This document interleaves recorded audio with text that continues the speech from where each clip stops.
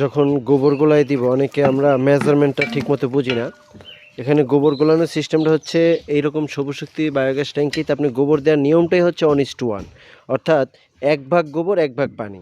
একটা বালতির আমরা প্রথমে যেটা করব 1 ভাগ গোবর এই বালতির ভিতরে দিব। 1 ভাগ বলতে বালতির অর্ধেক অর্ধেক পরিমাণ গোবর যদি আমরা এটার ভিতরে দিয়ে দিই, আর বাকি অর্ধেক যে খালি থাকবে এই খালি অংশটা আমরা কি করব, পানি দিয়ে দিব ব্যাস।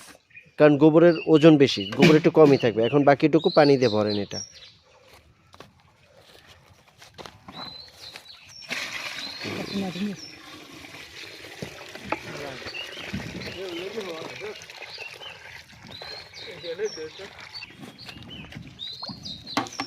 আমরা এই যে গোবর পানি অ্যাডজাস্ট করার পরে আমরা কি করব, এরকম ভালো করে গোলাই দিব।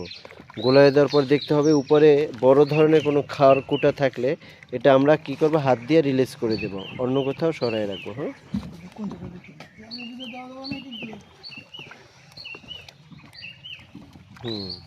এরকম খড়কুটা থাকলে এটা সরাই ফেলবো। এই যে লিকুইডটা হয়েছে এটা হলো মূলত পারফেক্ট লিকুইড। হ্যাঁ, এখানে অর্ধেক গোবর অর্ধেক পানি দেওয়ার পরে এরকম একটি লিকুইড আমরা চোখে ভাসবে এবং এটা আমরা এখন দিয়ে দিব। হ্যাঁ।